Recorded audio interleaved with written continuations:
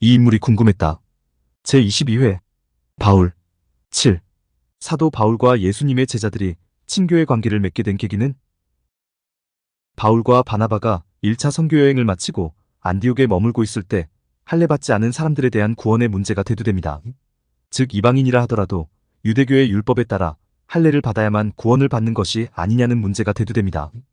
이에 안디옥 교회는 구원과 할례가 어떤 상관관계에 있는지를 확인하기 위해 바울과 바나바를 예루살렘으로 파송해서 정확한 답을 얻어오게 합니다. 그때의 기록이 사도행전 15장 1절로 2절. 어떤 사람들이 유대로부터 내려와서 형제들을 가르치되 너희가 모세의 법대로 할례를 받지 아니하면 능히 구원을 받지 못하리라 하니 바울 및 바나바와 그들 사이에 적지 아니한 다툼과 변론이 일어난지라. 형제들이 이 문제에 대하여 바울과 바나바와 및 그 중에 몇 사람을 예루살렘에 있는 사도와 장로들에게 보내기로 작정하니라라는 기록입니다. 그런데 우리는 여기에서 의문을 가져야 합니다. 지금까지 바울은 자신이 전한 복음은 사람에게서 받은 것도 아니고 사람에게서 배운 것도 아니고 오직 예수 그리스도의 계시로 말미암은 것이라고 일관되게 이야기를 했습니다. 하나님으로부터 말미암은 것이라고 언제나 확신에 차 있었습니다. 그런 바울이 자신이 전한 복음이 맞는지 틀리는지 온전한지 온전하지 않은지 사도들로부터 확인을 받기 위해 예루살렘을 방문했다는 것이 참으로 이상한 일이 아닐 수 없는 것입니다. 여쭈어 보겠습니다. 사도들이 하나님보다 예수님보다 더 높은 자들인가요? 사도들이 하나님보다 예수님보다 더 권위 있는 자들인가요? 사도들이 인정해 주어야만 복음도 효력을 발휘할 수 있는 것인가요? 만약 사도들이 인정해 주지 않는다면 지금까지 바울이 전한 복음은 헛된 것이 되어버리는 것인가요? 절대로 그렇지는 않을 것입니다. 바울도 이 사실을 분명히 알고 있습니다. 즉 바울이 그동안 이방 가운데에 전했던 복음을 예루살렘에 있는 사도들에게 제시하기 위하여 예루살렘에 왔다고 해서 그것이 사도들로부터 공식적으로 인정을 받기 위한 것은 아니었다는 것입니다. 바울은 구원과 할례가 어떤 상관관계에 있는지를 확인하기 위해 사도들을 만나러 예루살렘에 오기는 했지만 이미 정답을 알고 있었습니다. 즉 구원은 오직 하나님의 은혜로 이루어지는 것이고 유대인과 이방인 사이에 그 어떤 차별도 없이 구원이 이루어진다는 것을 이미 알고 있었습니다. 어떻게 알게 되었습니까? 하나님의 은혜로 알게 되었습니다. 하나님의 계시로 알게 되었습니다. 그런 바울이기에 예루살렘의 사도들로부터 별도의 공식적인 인정을 받을 필요가 없었던 것입니다. 다만 하나님의 은혜로 구원을 받은 이방인들의 믿음이 흔들리지 않도록 하기 위한 확인 절차를 밟기 위해 예루살렘을 방문했던 것입니다. 여하튼 이방인의 구원에 대한 다툼과 변론이 안디옥에서 일어났고 그 문제에 대한 답변을 구하기 위해 바울은 예루살렘에 파송되었습니다. 그런데 예루살렘이라고 온전했느냐? 그렇지 않았습니다. 예루살렘도 똑같은 상황이었습니다. 예루살렘 역시 어떤 사람들로 인해 복음이 왜곡되고 있었습니다. 그 내용이 사도행전 15장 4절로 5절. 예루살렘에 이르러 교회와 사도와 장로들에게 영접을 받고 하나님이 자기들과 함께 계셔 행하신 모든 일을 말하매 바리새파 중에 어떤 믿는 사람들이 일어나 말하되 이방인에게 할례를 행하고 모세의 율법을 지키라 명하는 것이 마땅하다 하니라 라는 내용입니다. 바리새파 중에 어떤 믿는 사람들이 바울과 동행한 이방인인 디도에게 할례를 행해서 모세의 율법을 따르는 것이 지극히 당연하다고 요구하고 있는 장면입니다.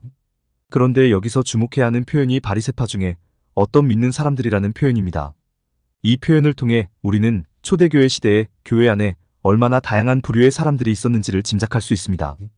즉 성령 세례를 받고 온전한 그리스도의 복음을 따르는 성도들이 있었고 성령 세례를 받기는 했으나 여전히 유대교의 전통에 사로잡혀 있는 성도들이 있었고 믿는다고 이야기는 하지만 그리스도의 복음을 흔들기 위해 거짓으로 들어온 사람들이 있었습니다. 그런데 이것이 과연 초대교회만의 모습이냐는 것입니다. 곰곰이 생각해 보시면 오늘날 대한민국 교회의 현실도 이와 조금도 다르지 않습니다. 교회 내에 온전한 하나님의 복음, 은혜의 복음을 믿고 따르는 성도들이 있는 반면에 목사와 성도이기는 하지만 여전히 사람의 복음, 보상의 복음에 사로잡혀 있는 자들이 얼마나 많이 있습니까? 또 각종 이단 세력들이 얼마나 많이 교회에 침투해 들어와서 성도와 교회를 교란하고 있습니까? 초대교회와 지금의 교회가 전혀 다르지 않습니다. 참으로 안타까운 현실이 아닐 수 없습니다. 또 하나 오늘 내용에서 우리가 생각해야 하는 것이 이스라엘과 예루살렘의 위치입니다. 흔히 우리는 이스라엘을 기독교가 탄생한 중심 국가라고 생각합니다. 이스라엘 중에서도 예루살렘을 기독교가 탄생한 중심 도시라고 생각합니다. 그래서 성지순례 여행을 떠날 때도 언제나 1순위가 이스라엘이고 그 중에서도 언제나 예루살렘이 1순위입니다.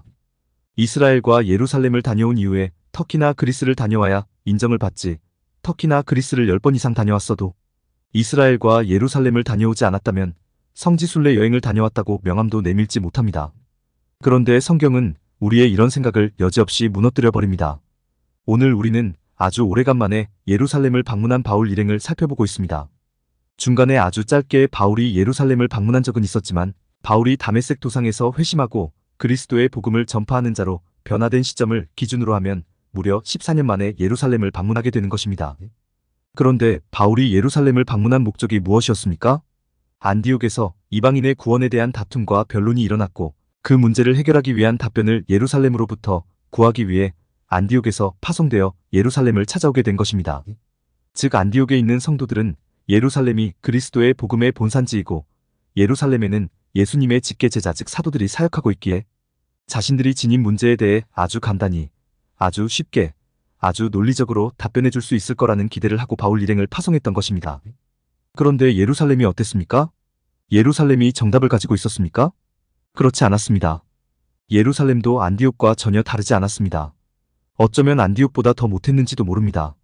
사도행전 15장 5절 바리새파 중에 어떤 믿는 사람들이 일어나 말하되 이방인에게 할례를 행하고 모세의 율법을 지키라 명하는 것이 마땅하다 하니라 라고 말하며 바울과 함께 온 디도에게 할례를 행하라고 요구합니다.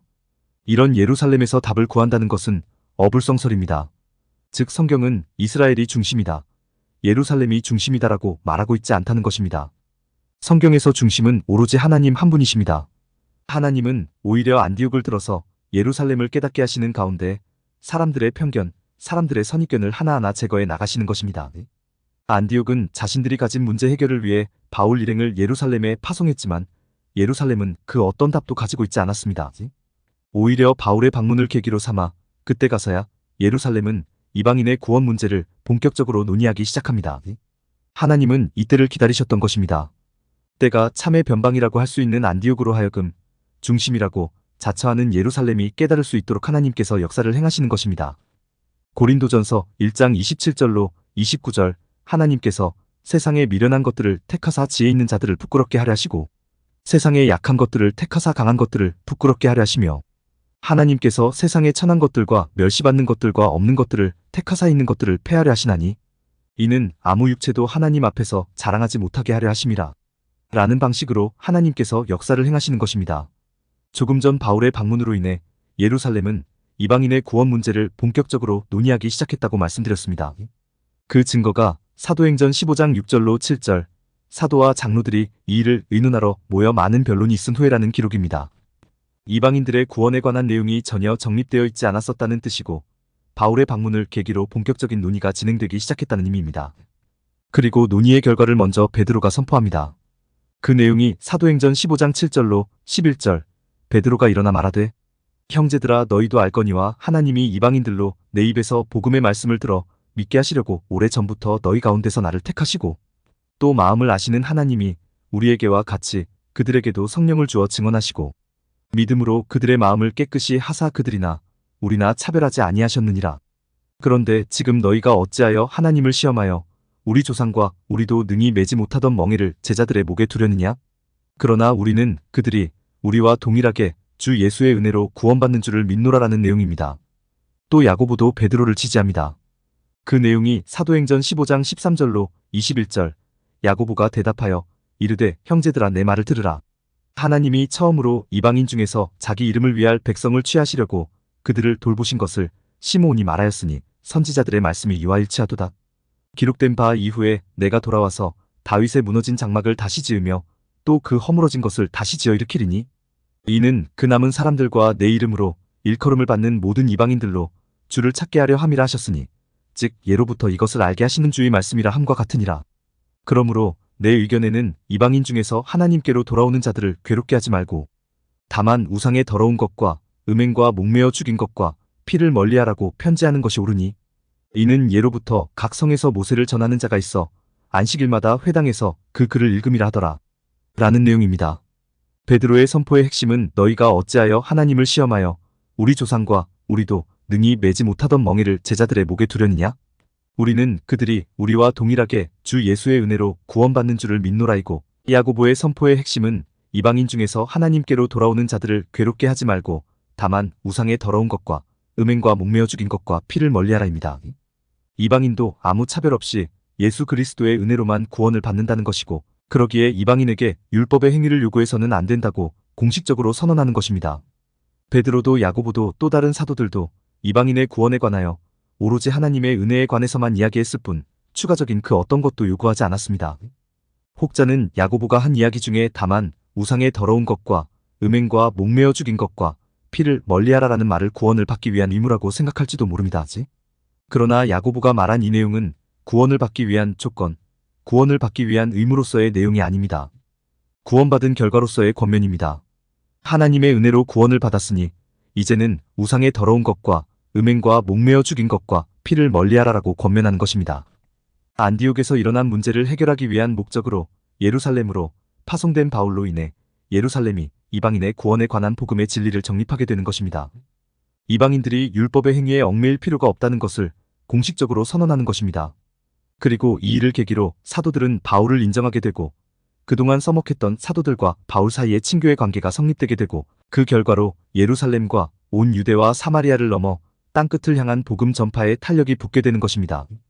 그 내용이 갈라디아서 2장 7절로 9절, 그들은 내가 무할례자에게 복음 전함을 맡은 것이 베드로가 할례자에게 맡음과 같은 것을 보았고, 베드로에게 역사하사 그를 할례자의 사도로 삼으신 이가 또한 내게 역사하사 나를 이방인의 사도로 삼으셨느니라. 또 기둥같이 여기는 야고보와 게바와 요한도 내게 주신 은혜를 알므로 나와 바나바에게 친교의 약수를 하였으니 우리는 이방인에게로 그들은 할례자에게로 가게 하려 함이라. 입니다. 변방의 안디옥을 들어 중심인 예루살렘을 깨닫게 하시고, 예수님을 박해하던 바울을 들어 예수님의 직계 제자라고 자처하는 사도들을 깨닫게 하시는 하나님의 일하심, 참으로 오묘하고 참으로 기묘하고 참으로 절묘하게 일하시는 하나님을 확인하게 되는 것입니다. 오늘날에도 하나님의 이런 역사는 계속되고 있습니다. 대부분 사람은 큰 교회가 옳고 큰 교회의 목사가 옳다고 생각합니다. 그런데 꼭 그렇습니까? 그렇지 않습니다. 작은 교회의 이름 없는 목사를 통해서, 또 목사도 아닌 성도를 통해서 하나님은 큰 교회와 큰 교회의 목사들을 부끄럽게 하시는 가운데, 이 시간에도 하나님의 방식으로 하나님의 복음을 지키고 계시고 하나님의 복음을 전하고 계십니다. 공감이 되었다면 구독과 좋아요, 알림 설정 부탁드립니다. 하나님의 말씀을 바르게 전하는데 큰 도움이 될 것입니다. 평등하고 공정하며 정의롭고 행복한 세상을 이루는데 큰 도움이 될 것입니다.